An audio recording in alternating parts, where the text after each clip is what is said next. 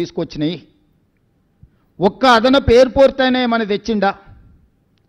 మేం కట్టిన శంషాబాద్ అంతర్జాతీయ ఎయిర్పోర్టే తప్ప 10 సంవత్సరాలల్లో ఒక్క కొత్త రైల్వే లైన్ కానీ, ఒక్క కొత్త అంతర్జాతీయ ఎయిర్పోర్ట్ కానీ, పోనీ డొమెస్టిక్ ఎయిర్పోర్ట్ కానీ, లేకపోతే మనకు ఇలాంటి అభివృద్ధి కార్యక్రమాలు ఏమైనా తీసుకొచ్చిండ్రా వీళ్ళిద్దరూ?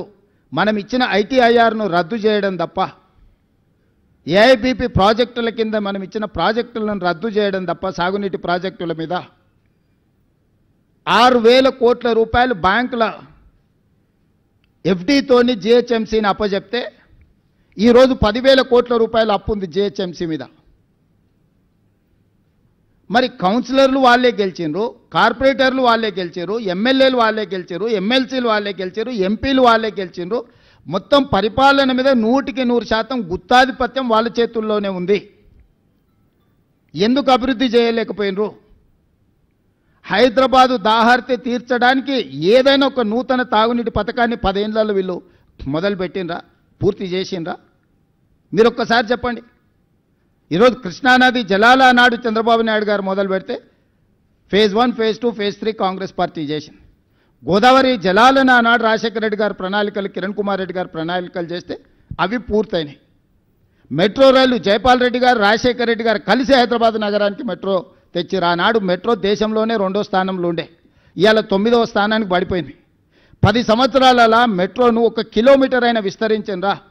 7 కిలోమీటర్లు ఓల్డ్ సిటీలో కట్టాల్సిన మెట్రోను ఎల్ఎన్టీకి అమ్ముడు పోయి, ఎల్ఎన్టీ దగ్గర కమిషన్లు తీసుకొని వాళ్ళని బెదిరించి బ్లాక్మెయిల్ చేసి, సచివాలయం ముందు మన అసెంబ్లీ ముందు నుంచి టన్నెల్ పోవాలి, పైనుంచి పోతుందని బేగం బజార్ల వ్యాపారాలను దెబ్బతీస్తారని 3 సంవత్సరాలు ప్రాజెక్టును ఆపి 1,000 కోట్లు ఎల్ఎన్టీతో వసూలు చేసుకొని ఈరోజు ఎల్ఎన్టీ మునగడానికి కారణము కేసీఆర్, కేటీఆర్ కాదా? మీరందరూ సజీవ సాక్ష్యం కదా. ఎల్ఎన్టీని ఎట్లా బ్లాక్మెయిల్ చేసిండు చంద్రశేఖరరావు? ఎందుకు మెట్రో నగర విస్తరణతో పాటు మెట్రో విస్తరణకు ఎందుకు ప్రణాళికలు చేయలేదు? ఎందుకు కట్టలేదు? 10 సంవత్సరాలు స్ట్రైట్గా 10 సంవత్సరాల 20 లక్షల కోట్ల రూపాయల ఆదాయము చంద్రశేఖరరావు గారి చేతికి వచ్చింది తెలంగాణ రాష్ట్రంలో. 20 లక్షల కోట్ల రూపాయల ప్రజలు కట్టిన పన్నులు చంద్రశేఖరరావు గారు ఎక్కడ ఖర్చు పెట్టిండ్రు, ఏమి నిర్మించిండు, ఏమి అదనపు ఆదాయాన్ని తీసుకొచ్చిండు? మా 10 సంవత్సరాలు మేము నికార్సుగా ఈరోజు నేను చెప్తున్నా, ప్రతి ఒక్కటి మిమ్మల్ని నేను తీసుకెళ్ళి చూపిస్తాను. అంతర్జాతీయ ఎయిర్పోర్ట్ కానీ, ఔటర్ రింగ్ రోడ్ కానీ, హైటెక్ సిటీ చుట్టూతో వచ్చిన ఐటీ కంపెనీలు కానీ, ఎడ్యుకేషనల్ ఇన్స్టిట్యూట్స్ కానీ, హైదరాబాద్లో ఈరోజు నడుస్తున్న మెట్రో కానీ, గోదావరి జలాలు కానీ, కృష్ణానది జలాలు కానీ, ఫ్లైఓవర్ల గురించి మాకు చెప్తున్నాడు. మరి చెన్నారెడ్డి గారు ఏ రోజు కట్టినరు? ఇక్కడ పెద్దలు చాలామంది ఉన్నారు. ఫ్లైఓవర్ అనే విధానాన్ని కనిపెట్టింది కాంగ్రెస్ పార్టీ. బేగంపేటలో కానీ, లేకపోతే తార్నాకలో కానీ ఫ్లైఓవర్లు ఎప్పుడు కట్టినరు? పోనీ నువ్వు కట్టి పూర్తి చేసిన ఫ్లైఓవర్లు ఎన్ని ఉన్నాయో చెప్పు.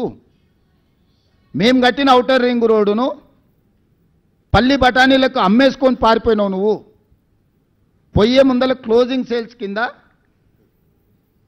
లక్షల కోట్ల విలువైన ఔటర్ రింగ్ రోడ్డుని 7,500 కోట్లకు అమ్మేసింది. అందుకే ఈరోజు ఆ 10 సంవత్సరాల పరిపాలన మేమున్నప్పుడు, బీజేపీ బీఆర్ఎస్ ఉన్న 10 సంవత్సరాల పరిపాలన అంచనా వేసి రేపటి 10 సంవత్సరాల కోసం నేను కొత్త ప్రణాళికలు రచిస్తున్నా. తెలంగాణ రైజింగ్ 2047 అనే ఒక పాలసీ విజన్ డాక్యుమెంట్ని ఈరోజు మేము తీసుకొస్తున్నాము.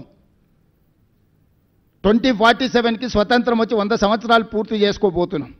రాబోయే 100 సంవత్సరాల కోసం ఎలాంటి భవిష్యత్ ప్రణాళికలు ఉండాలో మేము ఒక విజన్ డాక్యుమెంట్ ప్లాన్ చేస్తున్నాం. ఈరోజు మెట్రో విస్తరణకు 43,000 కోట్ల రూపాయల ప్రణాళికలతో కేంద్ర ప్రభుత్వానికి మేము ఇచ్చినాం.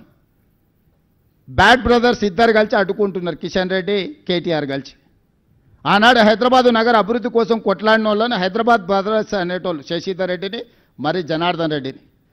హైదరాబాద్కి తాగునీళ్ళు కానీ, హైదరాబాద్ నగర విస్తరణ కోసం కానీ, హైదరాబాద్లో ఉండే పేదవాళ్ళ కోసం, నిత్యం ప్రజల కోసం ఆనాడు ప్రయత్నం చేసిన పీజేఆర్, శశిధర్ రెడ్డిని హైదరాబాద్ బ్రదర్స్ అనేది.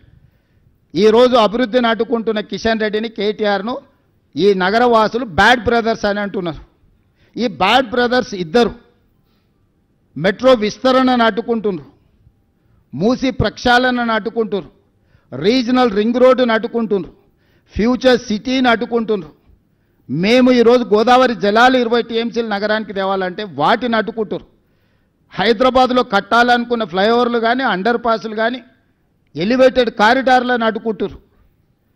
ఈనాడు 30 సంవత్సరాల నుంచి పెండింగ్ ఉన్న కంటోన్మెంట్ నుంచి షామీర్పేటకు కావాల్సిన ఎలివేటెడ్ కారిడార్, కంటోన్మెంట్ నుంచి మేడ్చల్కు వెళ్లాల్సిన ఎలివేటెడ్ కారిడార్లు ఇవాళ మేము తెచ్చి 5,000 కోట్ల రూపాయలతో పనులను ప్రారంభించినాం. కొన్ని దశాబ్దాల కోరిక మొత్తం ఉత్తర తెలంగాణ మొత్తం ఈ 2 ఎలివేటెడ్ కారిడార్ల మీదనే ఆధారపడ్డది. హైదరాబాదు నగరం మొత్తం అటువైపు విస్తరించింది. ఇవాళ 1 కోటి జనాభా ఉంటే 50 లక్షల జనాభా ఆ పక్కనే ఉంది నగరంలో. కరీంనగర్ ఆదిలాబాద్ నుంచి మొదలు పెడితే ఉత్తర తెలంగాణ మొత్తం ఆ 2 ఎలివేటెడ్ కారిడార్ల మీద ఉంది. 10 సంవత్సరాలు మీరు అనుమతి ప్రయత్నం చేయలేదు.